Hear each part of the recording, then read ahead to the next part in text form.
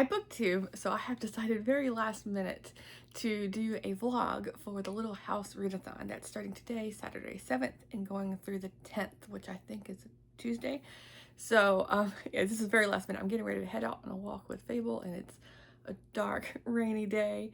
But I thought I would start with showing you the books I plan to read for this time span. And if I have more time to read books, then I have plenty to choose from. I have above this shelf, I have 2 shelves full of Little House on the Prairie related books. And like I mentioned before, when I was doing my TBR video, I did a bookshelf tour of those books last year, the year before, but I want to do a new one, updated version, because I've gotten more books since then.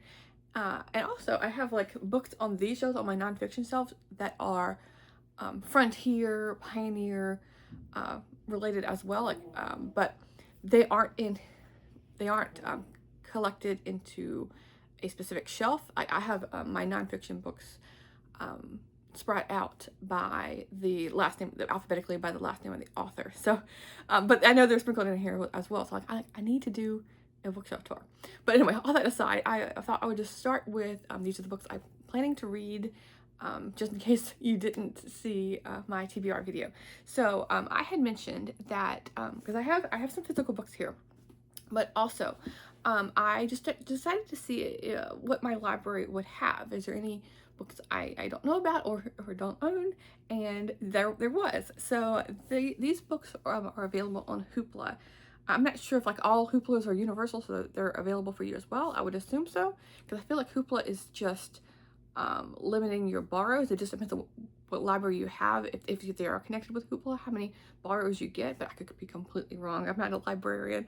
But so this series is by Diana Aubin, and so when I was looking on Goodreads, I saw that she had written 5 or 6 books, and these all came out in 2025. So the first one in the series is this one right here, and this is about Grace, which is the youngest sister of Laura, and this is Grace Life Beyond the Little House, and this is 92 pages. So I don't know what all these are going to include. It's saying the description on Hoopla says it's a historical fiction. So I was thinking, because they're so short, that it might be like a biography, but no, it seems to be historical fiction. And so then I have another one here. Yeah, so I'm pulling up on Hoopla because I couldn't find the photos to show on my tablet, because they were all so blurry because they're being expanded so much. So I'm like having to pull it up cover by cover. And so this one is, I'm not sure if you can see that. Let me turn on the brightness. I have everything bright in this room because it's so dark outside. I don't think we're gonna get any light today. It's gonna be raining all day long, which is fine because we were getting so much sun recently. I know we need the rain. We're kind of in a drought, which is weird to say for Portland, the Pacific Northwest, in a rainforest. But okay, so this is Aunt Dosia's journey, and this is 35 pages, so super short. So I can just fly through these. And then I have one other. So I think there's 5 or 6 total, and so my library had 3. This author has also written other books that are pioneer related, prairie related, but aren't directly connected with Little House. But if I like these 3, then I will move on to the other books by this author. And all these came out in 2025. And this is 103 pages, and this is Pioneer's Heart, Caroline Ingalls. So you can see all the smudges. I need to clean my tablet here. So there you go. So yeah, those are the 3 books by Diana Aubin that I want to read. And then as far as the physical books, I wanted to, of course, read one book by Laura Ingalls Wilder, since this is, you know, a readathon dedicated to her and her writing. So this is On the Banks of Plum Creek.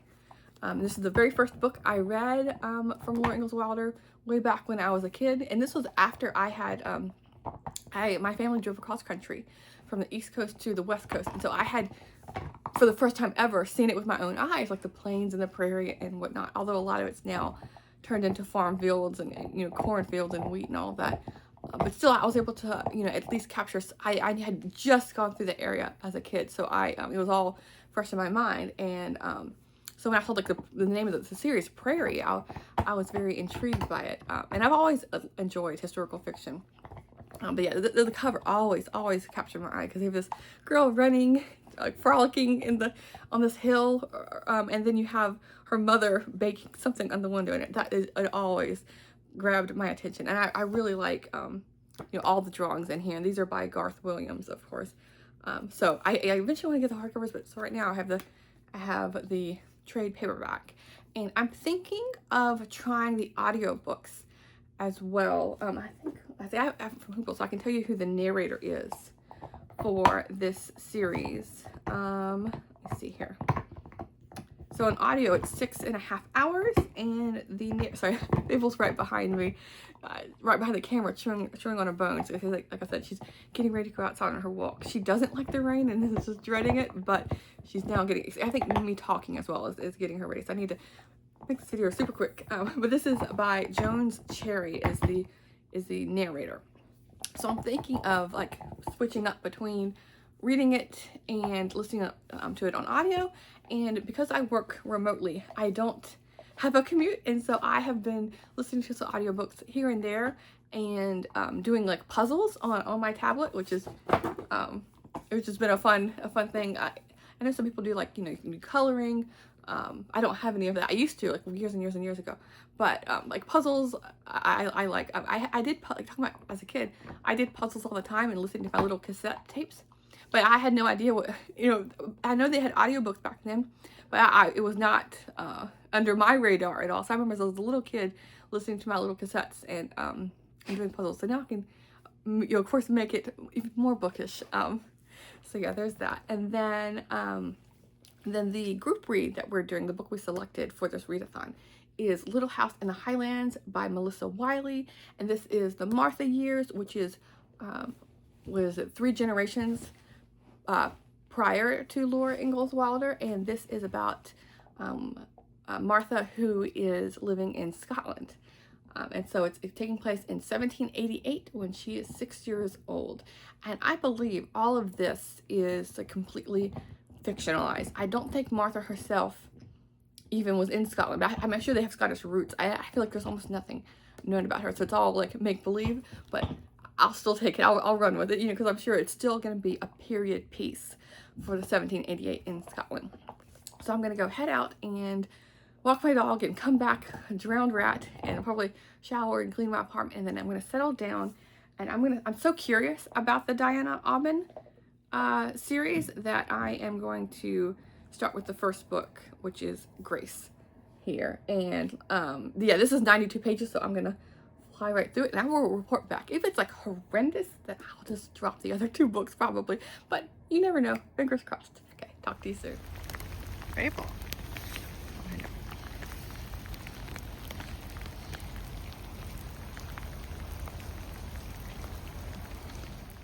Hello, it's now Monday afternoon, and I didn't get any filming done yesterday on Sunday because I was dealing with a headache and just feeling kind of blah and low energy overall. I did do some cooking to fix some snacky foods for the Super Bowl, and so that about took all the energy I had, and I only read 13 pages of the next book that I'll show you in a second. But I wanted to catch you up on my thoughts on reading Grace, Life Beyond the Little House by Diana Aubin, a book I had found on Hoopla. And there's a whole, like I mentioned, there's a whole series of these books, but I want to give the first book in the series a try before I continued on, hoping that they would, be books I wanted to continue reading. But this book, at least the first one, was so repetitive and had inaccurate information. Like, you don't need to be a historian of Laura Ingalls Wilder to know. I mean, you could just read the children's book series and know that there were not 5 sisters. In the there was Mary, Laura, Carrie, and Grace, and then they had a little boy that died as an infant. So there's only 4 sisters, and the book sometimes mentioned 4 sisters, but most of the time kept saying 5 sisters, and so that was just one glaring inaccuracy. There were several more, but that one in particular, I'm like, you don't need to dive into any facts. to know that. And so, but then also just very, very repetitive. It constantly, every single chapter, talked about how Caroline, the mother, was making bread or doing laundry, and then Charles, the father, was fixing or playing his fiddle.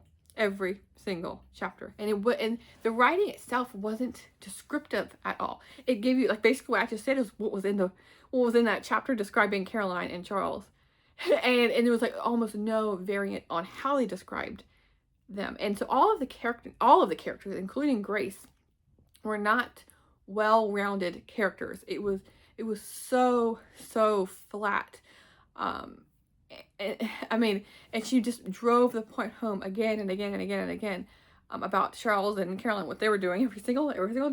Every single chapter. And then also with Grace, it was, oh, you know, she's steadfast, she's loving, she's the heart of the family in a way. And it said that repetitively, in a little bit different way, but constantly, every single chapter. And it just got, it was not a joy to read at all. I was hoping and trying and looking for ways to enjoy it, but it just wasn't there for me. If you could find this at your library and want to give it a try, like, I wouldn't necessarily steer you away. Just see what you think of it. And I hate that, because when I was looking at the publication information within the book, it seems to be like a self-published work, and so I want to, you know, spotlight these independent authors and things like that. And good for her for getting her books within the library system, at least through Hoopla.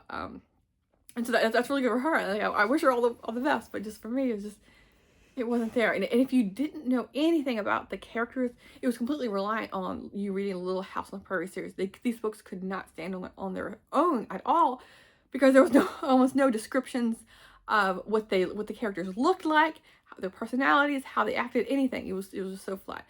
Anyway, so I don't want to make this video too negative. So I know I initially talked about how my TBR was going to have the rest of the books in a series that was available on Hoopla from this author. But even though this book was only 92 pages or 100 pages or so, and the next 2 or 3 books are right around the same length, I can't, like, all of our reading time is precious, including my own. And even though I can read quite a bit, I'm not a fast reader. I just dedicate a lot of time to reading.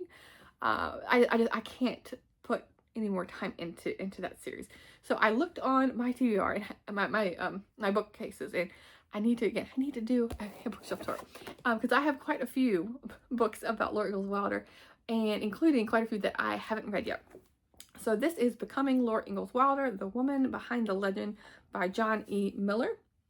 And this is a newer trade paperback. The cover I see on Goodreads is looks nothing like this one.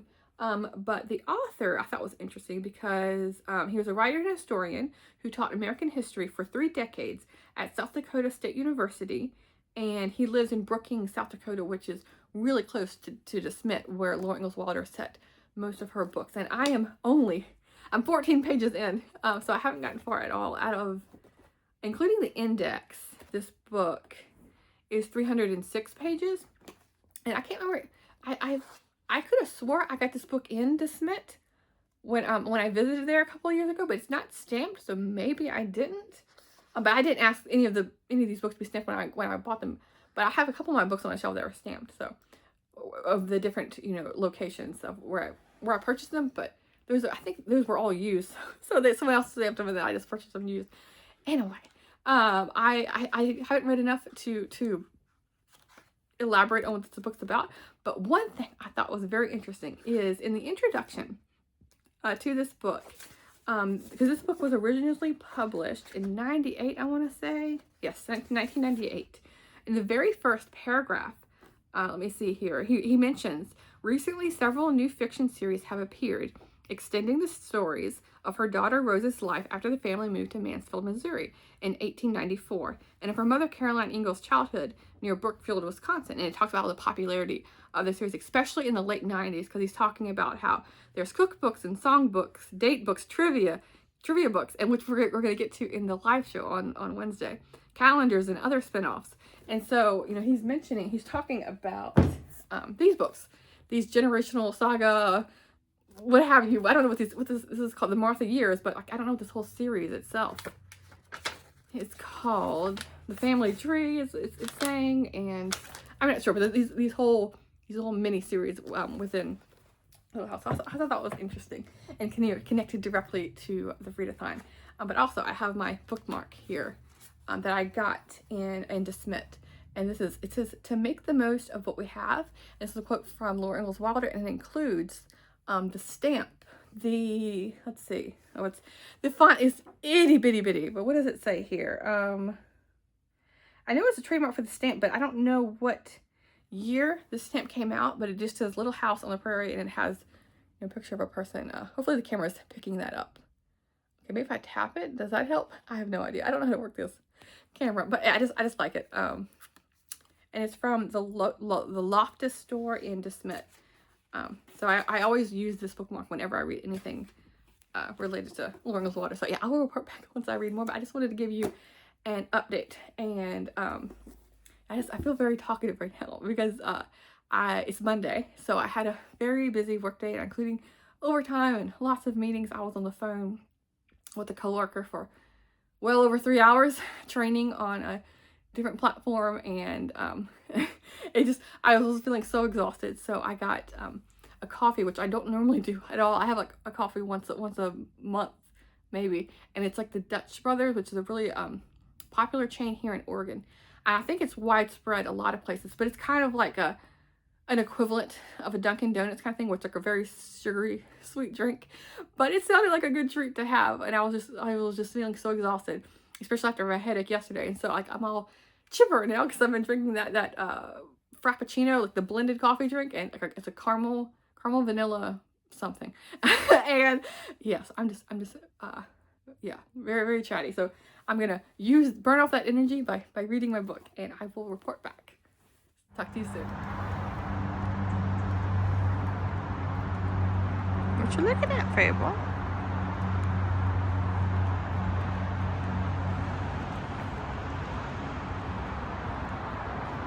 There's something.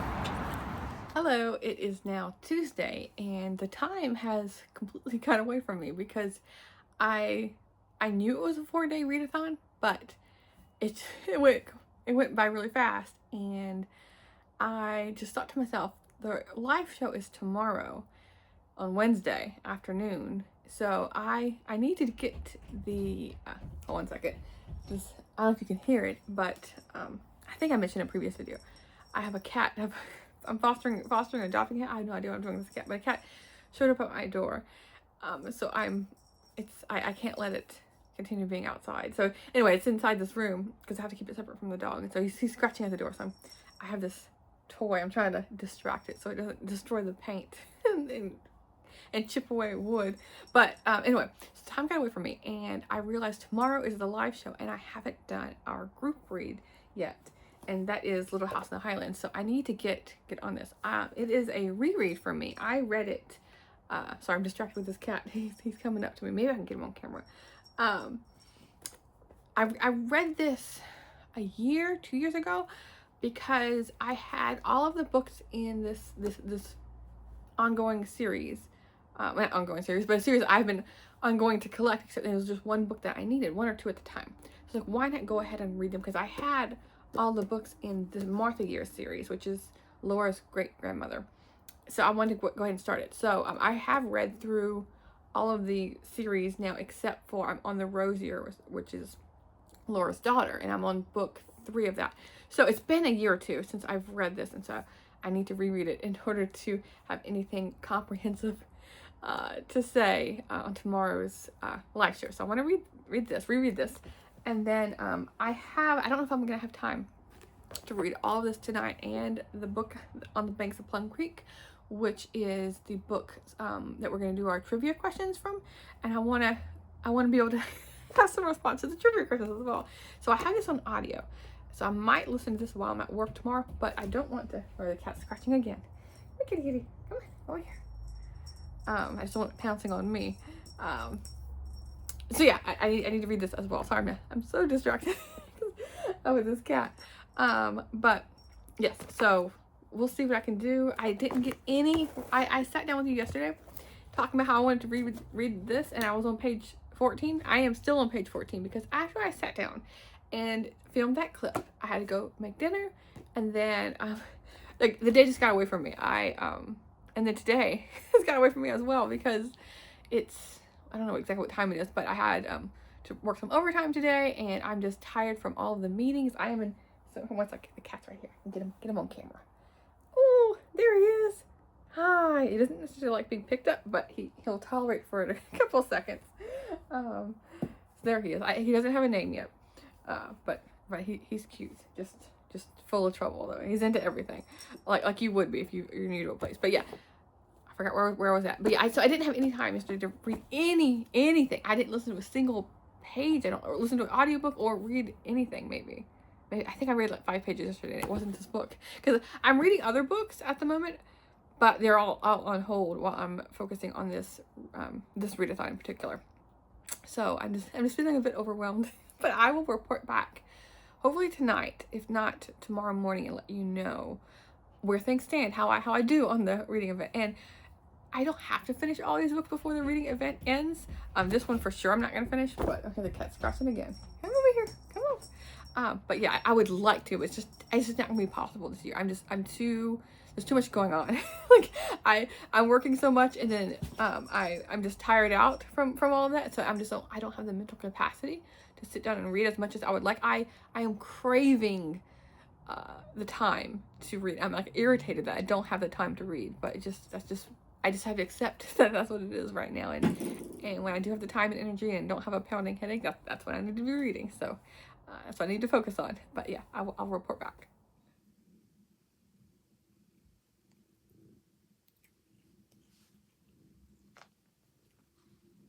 Hello again. I wanted to sit down and fill you in on how the last day of the Little House Readathon went for me. First, I wanted to mention the live show that me and Elizabeth over at Lizzie Faye Loves Books, we did a live show on Wednesday, and we had so much fun talking about Little House in the Highlands by Melissa Wiley, along with chatting with a lot of you in the comments. And we talked so much about this that we had to squeeze in the trivia for On the Banks of Plum Creek.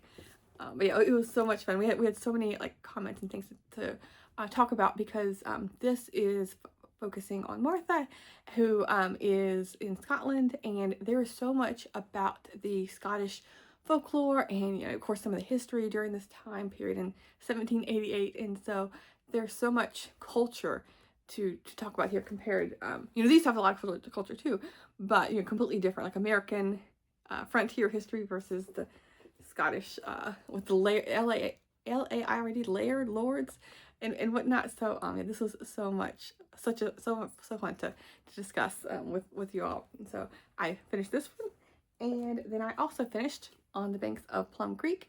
And this, of the younger generation of books, it's hard to pick a favorite, but I feel like this is my favorite just because it was my favorite as a kid. And again, this cover, I can't get enough of it. But yeah, it encompasses so much with like the blizzards and the grasshoppers and the struggle and starting out in a new town, and, you know, the girls are getting a little bit older, and so they have more responsibilities and are helping out around the house. And so I really like this one. And then the last thing I wanted to mention is I wanted to fit in a little bit more of information on Laura Ingalls Wilder, because I didn't get to finish or read any more in this book, Becoming Laura Ingalls Wilder. But I did check on Hoopla, and there was a PBS documentary that came out in 2020. It's Laura Ingalls Wilder, Prairie to Page. And so I'm assuming if you have Hoopla, it's available for you as well. It was an hour and a half, and it focused on her life, and then it focused on how she came about to write the books and her partnership with Rose. And then it also had some screenshots, some clips, video clips of the Little House on the Prairie TV show. And it also interviewed not only some of the cast for that, including like Melissa Gilbert, Dean Butler, and the one that played Nellie, and I can't remember her name, but I read her biography a year or two ago for this reading event. But those, I think her name was Allison something, maybe. Those three were featured and interviewed in this PBS documentary. But then also, they interviewed so many authors for for that show. And so they, Johnny Miller was in the documentary, and I should have grabbed the other books, but the author that wrote Caroline, that book that came out 5 or 6 years ago, the historical fiction adaptation, she was interviewed. And then also William Anderson, the man who has written so many of the little pamphlets that are like 30 pages or so, and he has like done different spotlights on the different regions of where they lived, and has done little pamphlets for them, including a biography. And so he was featured prominently in the documentary. And then also the woman who won the Pulitzer, I think she won the Pulitzer Prize for Prairie Fires. I feel like one of the most well-known biographies of this current time, because of course she won the Pulitzer. Her name was Caroline Fraser. Again, I have the books. I don't know why I didn't think to just grab them to share with you. But yeah, the one that wrote Prairie Fires, and then also what's her name? Pamela Smith Hill, the one that she helped edit and put together. I can't blanking. Hold on, let me see. Pioneer Girl, the big, like, came out in 2014, the big annotated, like with the watercolor, with the autobiography that Laura Ingalls Wilder wrote before she wrote the Little House on the Prairie series. She was also in there. So yeah, those are the main authors that were featured, but I recognize every one of their names because I've read all of their books. And so if you're interested, if you want to know more about Laura's life and you don't want to read a biography, or if you're just interested in general, I just wanted to highlight that because I just thought it was a nice way to wrap up the reading event, even though it's not reading, it's adjacent to that. So yeah, I had so much fun participating in the event and being on the live show, and I'm so happy that Elizabeth invited me to co-host a number of years ago, because I've always been a fan of the Little House series, and I know a lot of you are fans as well. Whether it's like when you picked it up as a child, or if you get into the series as an adult. I think the series is, I feel like it's like American classic, because you can get something out of it no matter how old you are, because you can read it with a child's eyes, or a young adult, or an adult, or an elderly person, and still there's still something there to think about and ponder. And just for me, I always think about how all the amenities that we have, like I have lights, and I have a phone and a camera, and I can connect with all of you on the live show or through these videos, and I just think it's amazing. And just thinking how so much of her life, they were in these little pioneer home on the frontier with nothing, no running water or anything, and still enjoyed life, and still formed a community. And so yes, anyway, the long digression short, I had a great time on this reading event, and I wanted to get more diverse variety. I want to get more variety of the clips, but because the reading event, Readathon, took place during the weekdays, it was hard to have any time or energy or desire to film anything after work, because I was also tired, and I just wasn't up to doing much, so I didn't have anything interesting to film.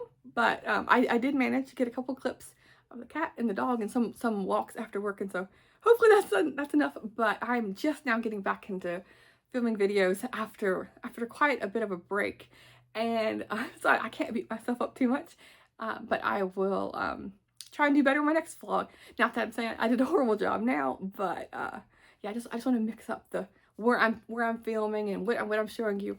But anyway, I'll talk to you soon. Thanks, BookTube.